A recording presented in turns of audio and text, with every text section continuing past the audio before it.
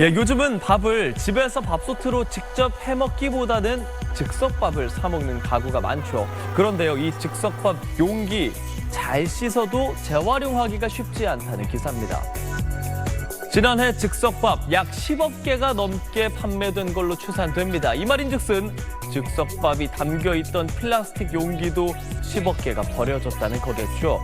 즉석밥 용기의 재질은 플라스틱 중에서도 기타 재질로 분류됩니다. 기타 재질이란 2개 이상의 플라스틱이 섞여 있다는 의미인데요. 장기간 보관하고 또 바로 데워야 하는 즉석밥의 특성상 플라스틱도 여러 재질로 이루어져 있는 거겠죠. 다만 문제는 좋은 재생 원료가 되기가 어렵다는 겁니다. 그래서 우리가 씻어서 플라스틱 수거함에 넣더라도 선별 과정에서 골라져서 일반 쓰레기로 소각됩니다. 제조사에서 자체 수거를 하기도 하지만 판매되는 즉석밥 대비해서 수거되는 용기는 극히 적다고 기사를 전했습니다.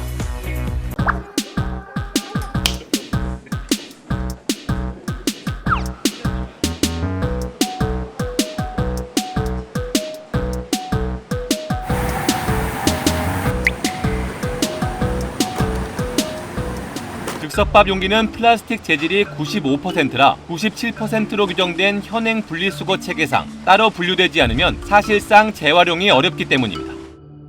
PP라는 소재로 95% 이상 만들어져 있고 산소 차단제가 5% 정도 포함이 되어 있습니다. 그래서 아덜하게 표기될 수밖에 없는데 이 표기 때문에 이제 소비자들이 재활용이 안 된다는 인식을 갖고 있습니다.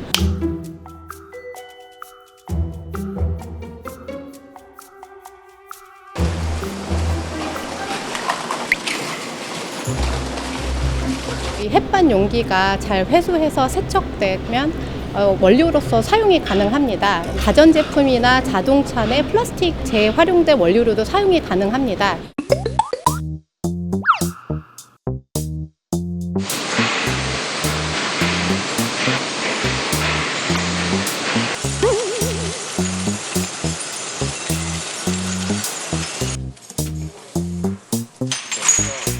화장품 유리 공병이 조금 재활용이 안 된다고 여기 이제 코팅되어 있는 것 때문에 그렇거든요.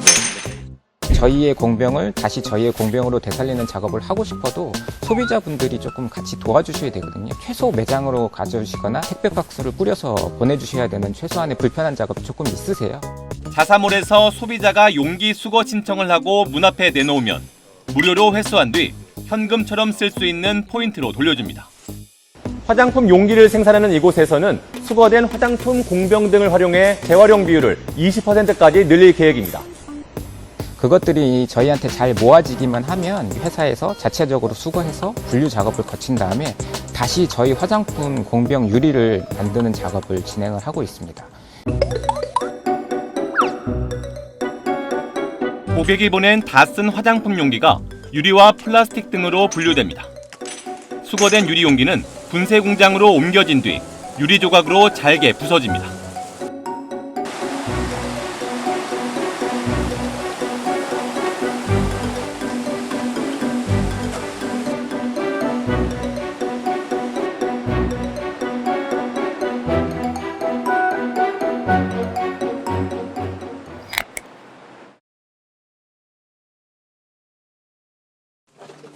고객이 보낸 다 쓴 화장품 용기가 유리와 플라스틱 등으로 분류됩니다.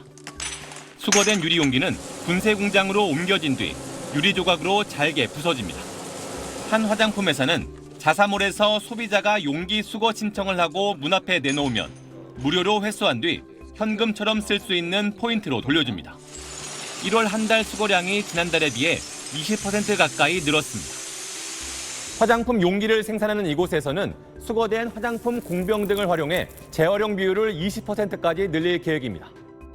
유사 원료를 녹이는 것보다 용광로에서의 열이 덜 필요하기 때문에 탄소 저감에도 기여하고 있습니다.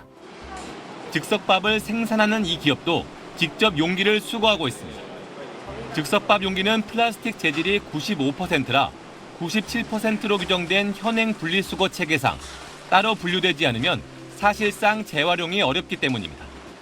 잘 세척돼서 수거가 된다면 자동차나 전자제품에 재활용된 플라스틱으로 사용이 가능합니다.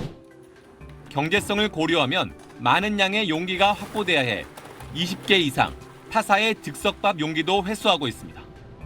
한 발 더 나아간 적극적인 재활용 전략은 친환경 기업 이미지를 만들고 가치 소비 트렌드 공략에도 주요하다는 판단 때문입니다. 해산물로 유입하는 효과가 있고 온라인에서는 회원을 확보하고 활성화시키는 게 가장 큰 목적이잖아요. 자사몰을 통해 묶어두는 충성 고객을 늘리고 일정 수량 이상의 구매를 유도하는 의도도 숨어 있다는 분석입니다. SBS 김수영입니다. 일주일 동안 혼자서 몇 킬로그램 정도의 쓰레기를 배출하시는 것 같으세요? 한 1kg도 안 나올 것 같은데요. 5kg 정도 될 것 같은데요. 지난 2022년 기준 서울 시민 한 명이 일주일간 배출한 생활 폐기물은 5.74kg, 하루 기준 0.82kg으로 집계됐습니다. 이전 5년 동안을 살펴보면 코로나 기간 중 한 해를 제외하곤 계속 늘어나는 추세입니다. 이 기간 서울 인구는 1,004만 명에서 966만 명으로 크게 줄었습니다. 인구는 계속 줄어드는 반면 쓰레기는 늘어나고 있는 건데 가구 구성과 생활 양식 변화가 원인으로 꼽힙니다. 실질적으로 1인 가구 증가가 주요 원인으로 생각을 하고 있고요. 그다음에 배달 포장 제품의 이용 증가로 일회용품 배출이 좀 늘어나고 서울 시내 하루 폐플라스틱 발생량도 2014년 896톤에서 2021년 2,753톤으로 늘어났습니다. 이렇게 플라스틱 사용량은 늘고 있지만 분리수거는 철저하게 지켜지고 있지는 않습니다. 실제 재활용 처리장에 들어오는 종량제 봉투 속을 직접 확인해 봤더니 일회용 플라스틱 컵과 페트병 등이 줄줄이 나왔습니다. 종량제 봉투 속 플라스틱과 비닐류 비율은 지난 2022년 25.3%로 5년 전보다 7%포인트 가까이 높아졌습니다. 이런 폐플라스틱을 처리하는 과정에선 연간 40만 톤 이상의 온실가스가 발생합니다. 서울시는 재활용 선별시설 현대화 등 자원 선순환 체계도 구축하고 있지만 쓰레기 배출량부터 줄이는 것이 기후위기 시대를 대처하는 출발점입니다. SBS 권준입니다.